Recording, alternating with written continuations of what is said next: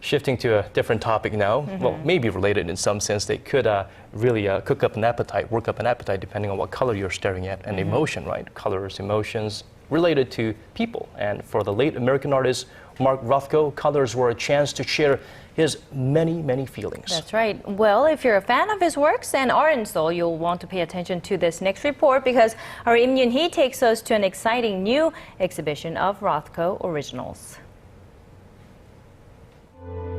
Within this canvas, this window into the soul, what do you see? Mark Rothko saw emotions. He saw humanity. He saw a lot more than meets most eyes. As one of the most famous post-war artists, Rothko gained worldwide fame for his abstract expressionist style, his signature look that brought about a new type of art, an entirely new art experience.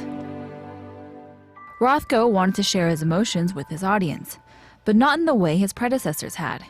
He created a style all his own. There are two issues with the history of art. Realism portrays what the artist sees, and expressionism is used by artists to show their emotions. But Rothko was an abstract expressionist.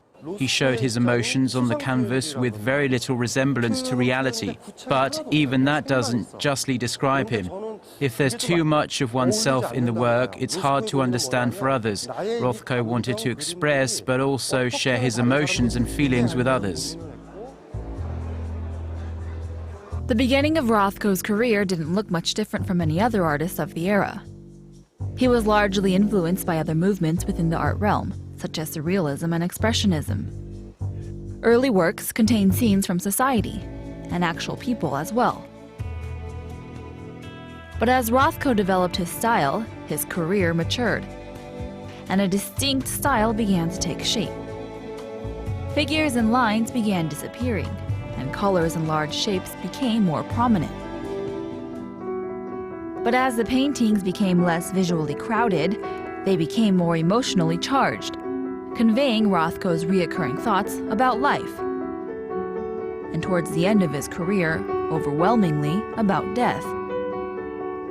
Within any painting, the lines and logistics must be considered, and colors are used to carry emotions. Rothko committed suicide in the 70s, but right before that, he made big wall murals with dark colors, and as a result, he had a breakdown.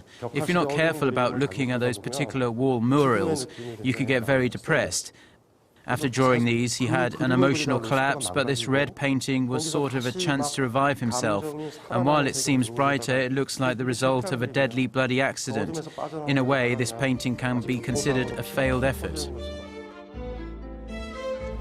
The hours and hours it took Rothko to paint each piece was the amount of time he felt one needed to observe and fully understand his paintings. A quick glance doesn't reap the same experience as one that looks, reads, and feels a Rothko painting. Yim Yoon, Arirang News.